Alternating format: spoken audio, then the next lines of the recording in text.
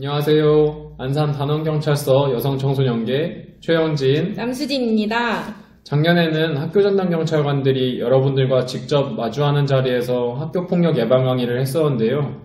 올해는 코로나 때문에 아쉽게도 온라인상으로 여러분들을 만나게 되었습니다.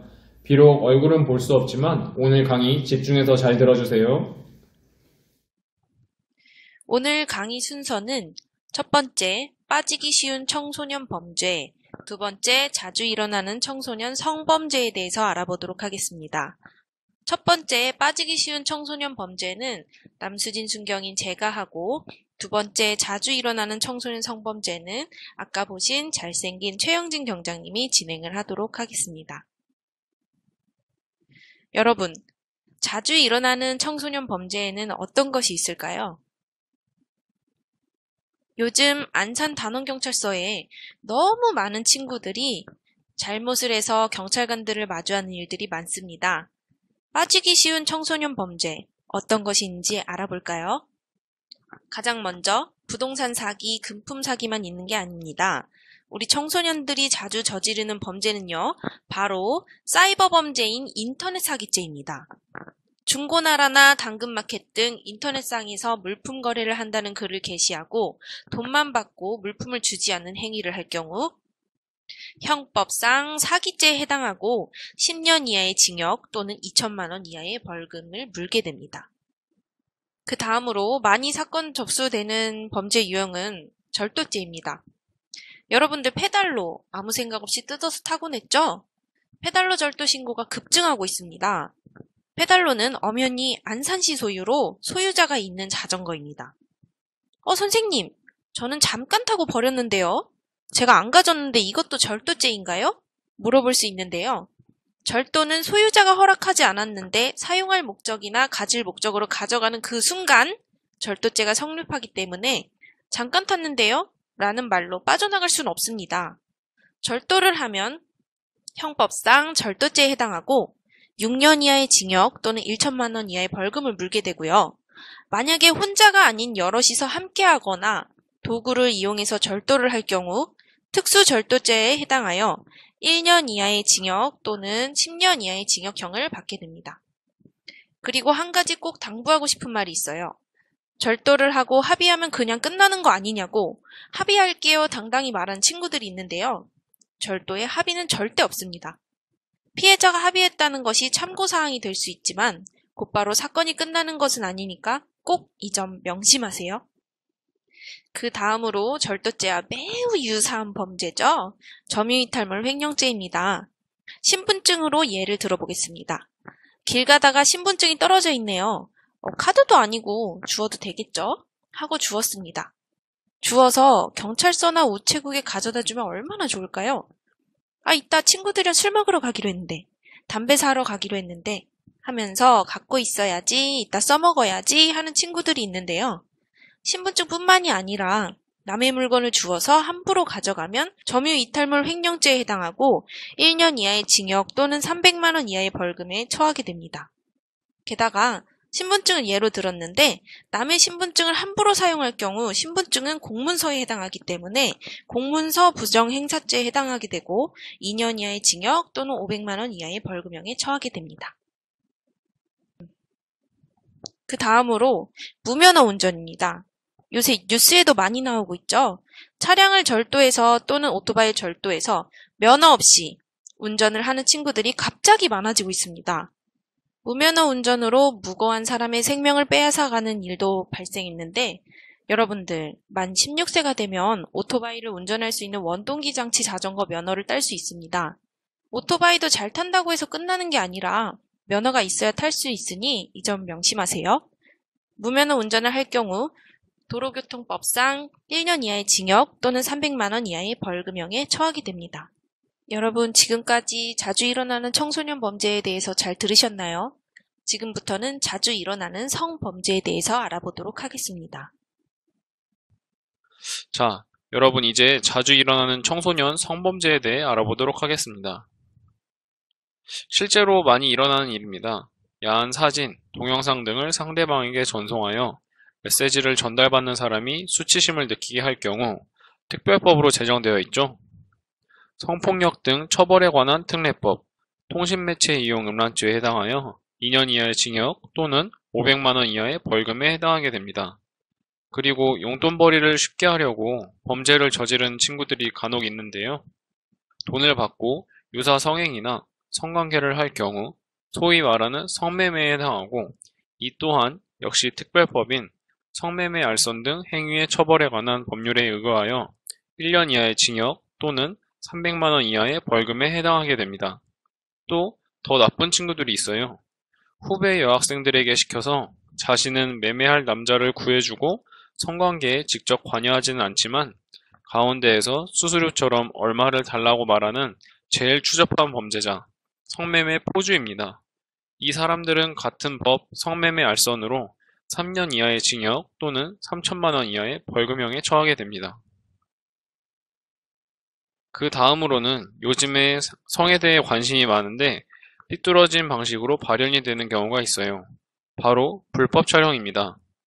휴대폰 카메라나 불법 소형 카메라 등으로 상대방이 동의하지 않았는데 신체를 촬영한 사람은 5년 이하의 징역 또는 3천만 원 이하의 벌금에 처하게 됩니다. 실제 기사입니다. 고등학생이 대학교 화장실에 숨어 있다가 휴대전화로 용변을 보는 사람의 신체를 촬영한 일이 있었습니다. 삭제했어도 요즘 과학수사기법이 발달해서 삭제한 파일을 모두 복구에 성공했고 구속영장을 신청하였습니다. 휴대폰이 아예 망가지게 한다고 하더라도 복구가 가능하니까 애초에 촬영을 하지 않았으면 좋겠습니다. 그럼 경찰관님, 저는 촬영은 안 했고 버튼 누르려다가 안 눌렀는데요? 라면서 촬영하기 전에 걸리는 비겁한 변명을 하는 범죄자들이 있습니다. 전 촬영 안 했는데요 하면서 법망을 피해 나가려고는 하지만 우리나라 법은 만만치 않죠?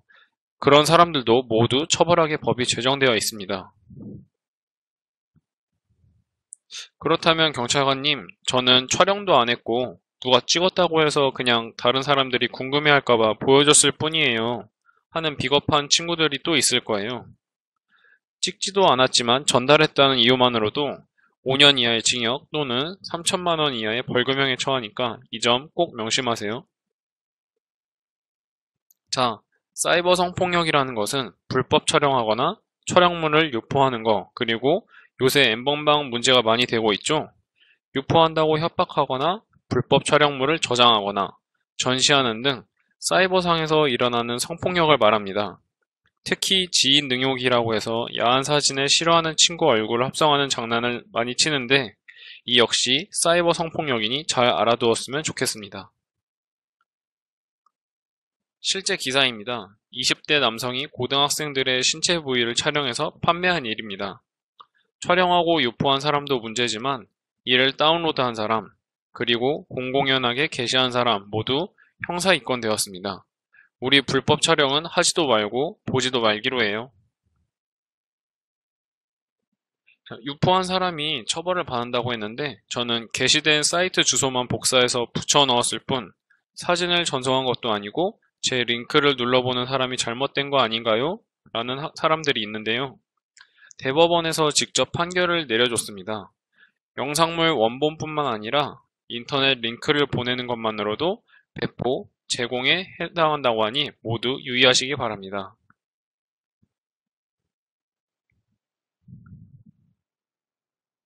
자, 다시 한번 정리해 보겠습니다. 첫째, 미성년자도 불법 촬영할 시 구속영장 신청이 가능합니다.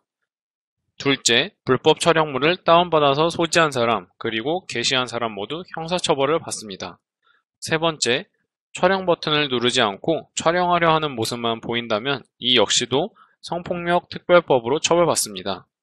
네 번째, 사진이나 영상뿐만 아니라 게시되어 있는 사이트, 링크를 보내는 것만으로도 처벌을 받을 수 있습니다.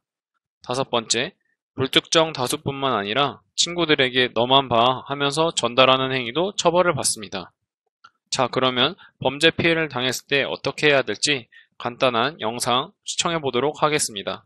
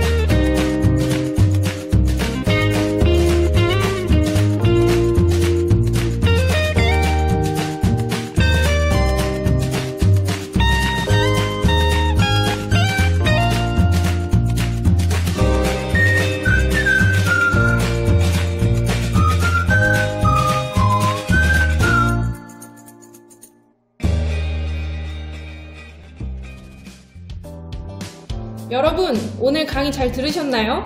경찰관이 사건을 처리하면서 만나는 친구들 중에 몰랐어요 라고 말한 친구들이 너무 많았습니다. 몰라서 실수로 범죄를 저질렀다는 것은 정당한 사유가 되지 않습니다. 우리 경찰관이 매번 이렇게 예방 강의를 하면서 여러분들에게 학교폭력이 무엇인지, 특히나 이번엔 청소년들이 자주 사건 접수되는 유형에 대해서 알아보는 시간을 가졌는데, 앞으로는 경찰관과 불미스러운 일로 만난 일은 없었으면 좋겠습니다. 오늘 강의 들어주셔서 감사합니다. 감사합니다. 안녕. 친구야, 소중한 친구야, 나의 맘을 알아주겠니? 손을 잡아